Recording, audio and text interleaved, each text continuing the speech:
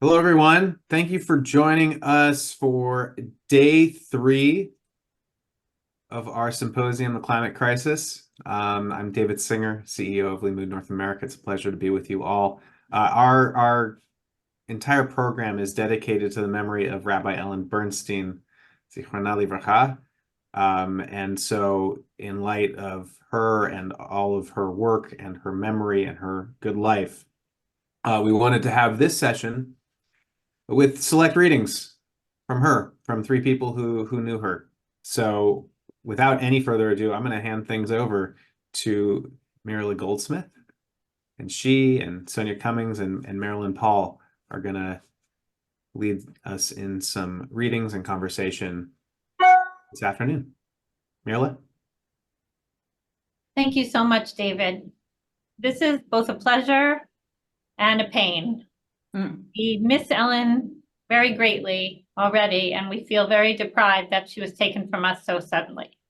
However, as students and friends of hers, we have learned so much from her, and it's a blessing to be able to share some of those teachings with you today. Just out of curiosity, raise your hand if you knew Ellen.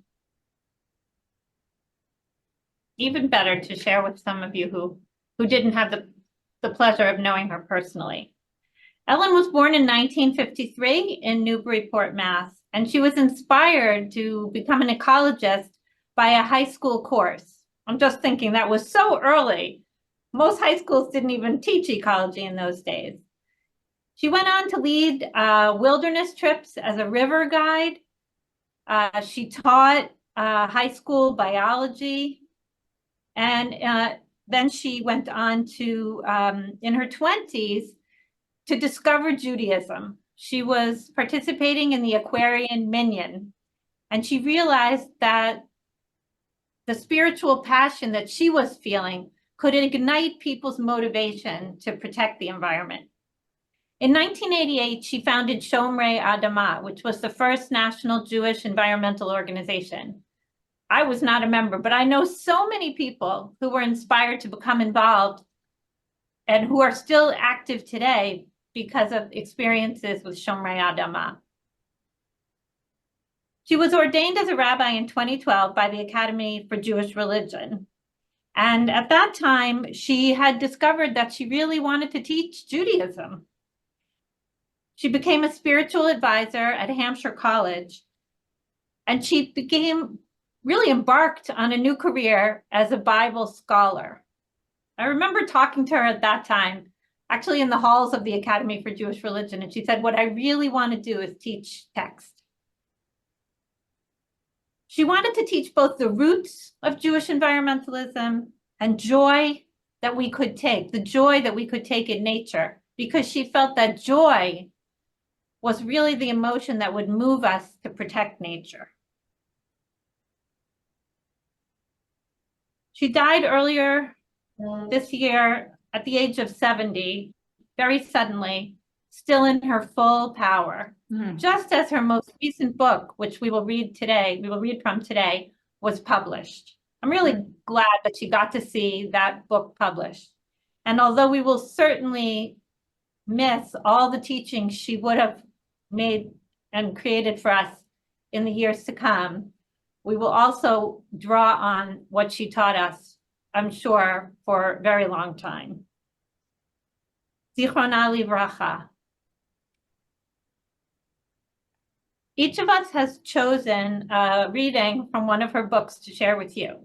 And I am going to read to you from the Splendor of Creation, which is my favorite book of hers. And as you can see from all the post-its, I turn to it often. This book is a meditation on the creation story in Genesis. Each chapter, she has a chapter for each day. And I will begin at the beginning with her interpretation of the verses. In the beginning, God created the heaven and the earth. Bereshit bara Elohim et hashamayim v'et haaretz. The mystery of creation. The idea that a God exists who created heaven and earth is truly profound. It means that the earth that we walk upon, the air that we breathe, the food that we eat, are all signs that the world is filled with mystery. Those who cherish this idea sense that everything they encounter is sacred. Nurture this idea, and it will guide the choices you make and the way you live your life. For most of us, the idea that our land, waters, and air are manifestations of the sacred has disappeared from our mental vocabulary. We point to it in other cultures, Native American and Buddhist, but we have forgotten that it exists in our own biblical tradition. Many of us have lost this idea, in part because we're estranged from nature. We think of nature as inert stuff without any life of its own. We approach it merely as a tool to achieve human ends. In a world in which we are divided from nature, in which we recognize nature for its economic value only, land becomes real estate, and trees become timber.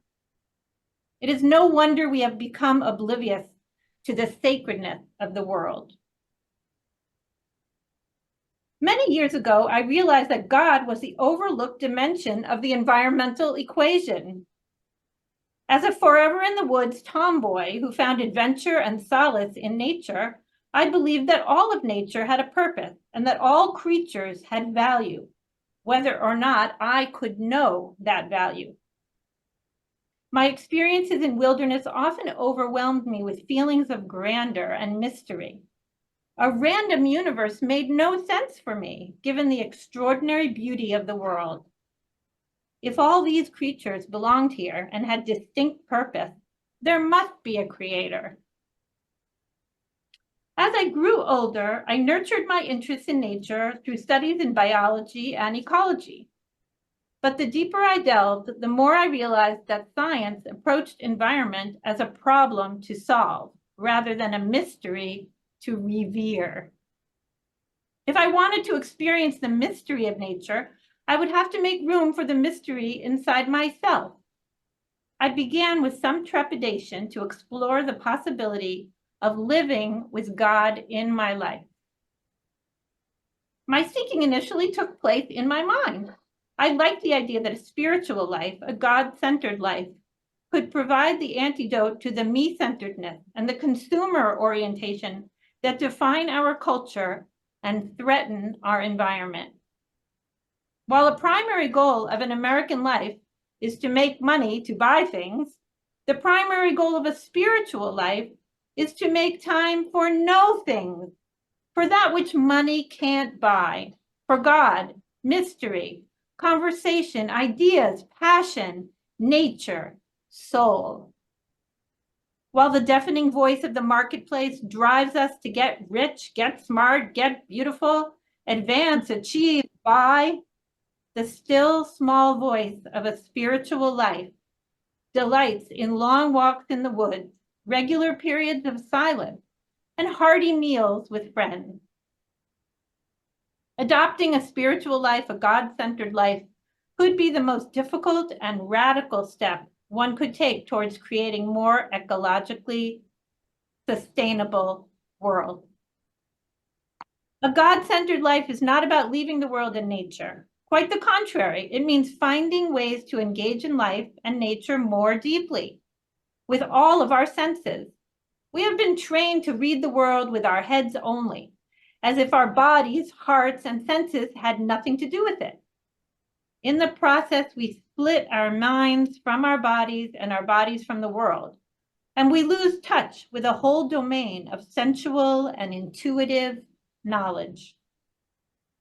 Even the word environment is so intellectual, removed from the textures, smells, and colors of the living world, abstracted from its beauty. A God-centered life is a fitting response to a world that devalues nature itself, while it overvalues the things that we take from nature. Seeking God became for me the ultimate ecological expression. But it is one thing to accept the idea of God in my mind, and quite another to let the presence of God penetrate my being, take root in my body, and inform my feelings and behaviors, for God to be alive in my heart.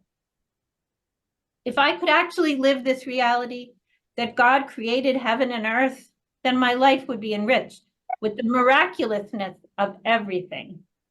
I would know deeply that the world is founded in generosity and love. I would give more than I would take. I would be more compassionate, less judgmental, more aware that all of my actions, even all of my thoughts, have repercussions in the mysterious round of life. And if all people could remember this and act on their awareness, then I imagine we would finally learn how to care for the world. If God exists in everything and everyone, if the world and everything it holds is sacred, then we have no choice but to find and lift up the godly sparks in all of life. According to the Jewish mystics, when the world was created, God poured light into the original unformed mass, forming 10 etheric vessels. But the vessels were not strong enough to contain the light, and they shattered, leaving the shards of the vessels embedded in the matter of the world. It is our task, in the language of the Jewish mystics, to retrieve the shards of the holy vessels and put the pieces back together again. Nothing could be more difficult, really, than taking God seriously. If we were to accept the presence of God in our lives, we would walk more quietly, eat more deliberately, take time for loving each other, and act with curiosity and sensitivity to all things. We would treat the whole world as a gift. That first verse of Genesis tells us this: the whole world is holy because God created it and is alive within it. It is an idea that is so powerful that if we are open to it, it can lead us to an ecological vision and guide us toward ecological lives. It lays the foundation for a deep environmental ethic, a creation ethic.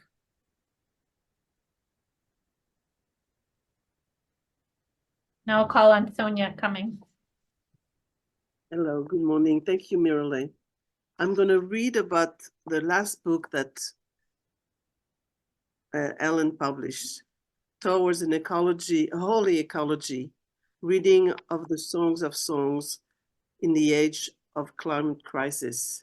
And this is Ellen's interpretation on the Song of Songs, which intuited to revelation for me and also for her, connecting it to nature. And there's a passage on beauty that I've been reading. How can we motivate ourselves and our communities to care for the natural world when its countless gifts continually escape our notice? Simply paying attention to the beauty of the natural world can be the first step on the beginner's path.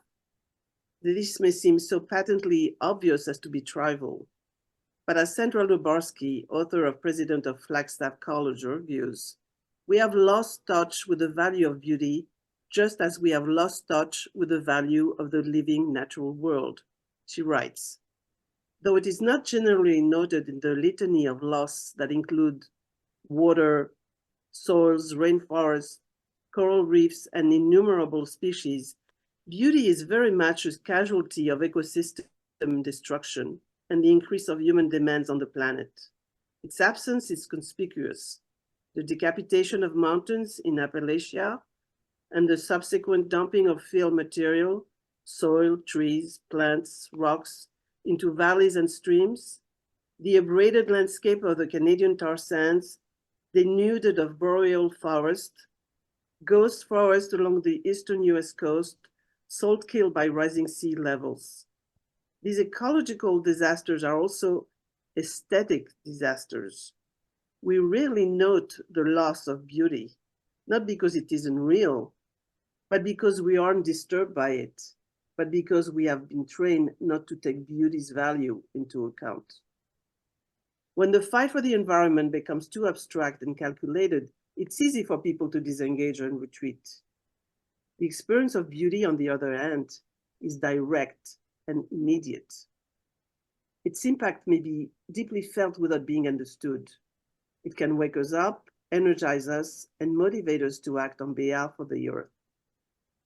The value of beauty is fundamental to the meaning of the song. The Hebrew word for beauty, yafa, appears more in the song than anywhere else in the Bible. Approximately 1/3 of all the biblical occurrences of yafa show up in the song. The Raya is the embodiment of beauty. She is repeatedly called beautiful by her beloved. He is also called beautiful by her, though not as often. The central animal in the song is a gazelle. Its Hebrew name, tzvi, can also mean beauty. Many other terms expand the song's repertoire of beauty. Nave, pleasant; tov, good; aima, awe-inspiring; naim, delightful; matok, sweet; and erev, pleasing. In 4 long passages interspersed throughout the song, each lover paints an alluring portrait of the other's beauty. Each begins and ends the poem with a breathless exclamation, "Oh, you are beautiful," or something similar. In between, they testify to the lover's beauty with a litany of metaphors. You are beautiful. Your eyes are like doves, your hair like a flock of goats, your teeth like a flock of sheep, your temples like pomegranates, your breasts like 2 fawns. The metaphors require an imaginative leap, especially for those of us who may live more insular lives detached from the natural world. But the point is that the lovers turn to the natural world over and over, reaching for language, for the colors, shapes, scents, taste, and feelings to articulate their experience. The only words the lovers can find to capture the loveliness of one another come from the creatures of the land with whom they live in kinship. The Raya and the Dod first apprehend beauty in the land. They only know that what beauty is because they have seen the gazelles in flight and the sheep on the mountainside, and because they have been overwhelmed by the sight of Jerusalem and Tirzah. The lovers' experience of the beauty of the land enables them to recognize the fullness of beauty in each other. Her beautiful body is the land, and it is full of Israel's creatures. Beauty in the song is clearly not the idealized, symmetrical, or abstract beauty of the Greeks, although occasional references to symmetry occur as in the image of the twin gazelles and the twin teeth. The poet presents impressionistic images rather than a definitive likeness. Beauty in the song is visual, aromatic, and tactile. It is texture and complex, a synesthetic experience. Beauty is a function of the abundance of the natural world. It is a function of aliveness. Beauty only becomes intelligible through a song's figurative language, which collapses the distance between the lovers and the land they inhabit. What beauty actually looks like in the song is a luxurious land alive with sheep grazing on hillsides, gazelles bounding through mountains, and trees laden with fruit. For decades, many environmentalists rejected the idea that the beauty of nature could be a significant motivator to encourage people to care and act for the preservation of the earth and its inhabitants. Aesthetic appreciation of nature, especially that which is grounded in the picturesque, has been criticized as anthropocentric, scenery-obsessed, trivial, subjective, and morally vacuous. Beauty in our culture is so often associated with narrowly constructed standards for women's appearance or with products developed by savvy marketeers in the clothing and cosmetic industry that the world itself has sadly become tainted. In the song, the poet turns to the language of beauty to convey a sense of wonder. Beauty excites the senses, stirs the imagination, and quickens the heart. The lovers forget themselves as they lavish praise upon and celebrate the goodness of each other and the world, the whole natural world. In the face of overwhelming beauty, the self dissolves. Beauty can help overcome the dualistic I at the core of our separation from nature. Hurrying about, focused on the daily task before us, we often overlook the beauty of the living world in our midst. we need to slow down long enough so that our senses can attune to the verdant world around us. The song teaches us that if we are open to it, beauty can stop us in our tracks. It can draw us into a state of contemplation, or in Rabbi Eshel's words, a state of radical amazement. It can arouse our curiosity, our appreciation, and our humility. The experience of beauty can strengthen our inner resources and our resolve to act on behalf of that which we love. Beauty calls us to love the world and act for the sake of the whole earth. Beauty and love are of a piece, entwined together. Wendell Berry has argued that it is not enough to just value the natural world. If we want to save it, we must also love it. Since love implies a responsibility and therefore a giving back to that which we love. The language of the beauty of nature can be especially important in communicating an environmental message to diverse audiences. It provides a vocabulary that can speak across political, ideological, and ethnic divides to capture something of the awe of the living world. Beauty can knit us together under the banner of love and encourage us to work to ensure the health and resilience of the earth. Thank you. Marilyn? Yeah. So I'm going to read from Ellen's beautiful Haggadah, since we're coming to Passover. Just a few things from her. With this Haggadah, so she writes in her Haggadah right at the beginning, how today we are deeply aware that our well-being and our freedom depend on the earth's well-being. If the earth and its systems are compromised, our freedom is compromised. Life is compromised. This Haggadah seeks to enlarge our focus, and it seeks to reveal the Seder's ecological dimensions and awaken its quiescent environmental meaning. The Haggadah you have in your hands is traditional in some ways and modern in others. And it follows the ancient instructions for Passover to read the entire passage that begins, "My father was a wandering Aramaean," which recaps Judaism's origin story.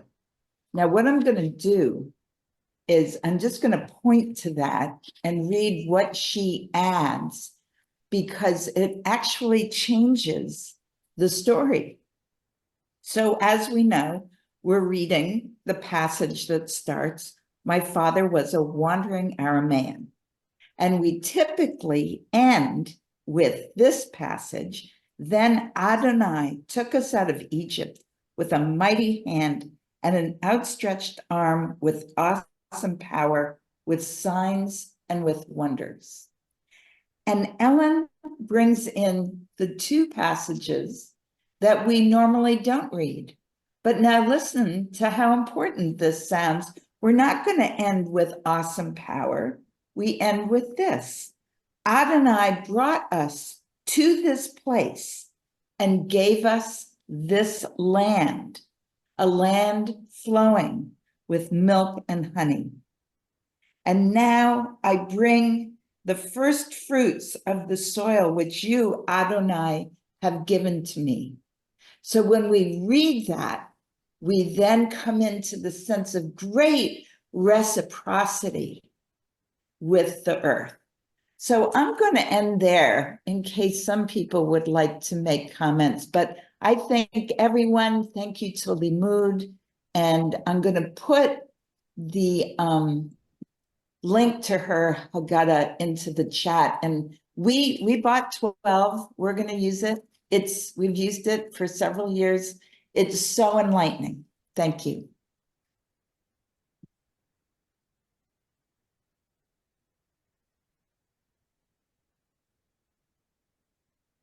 Sonia, Mirala, Marilyn, thank you, all three of you, for reading Ellen's work and for sharing some of her with all of us. We are a little over time, and every minute past time has been worth tenfold just to be able to hear from everything y'all are sharing. So thank you. But I want to make sure that anyone who is able to get to join it, who is joining in the next session that's about to start in our since our symposium is able to. So thank you everyone for joining. Thank you to the three of you for guiding us in this path of embracing Ellen's work and her memory.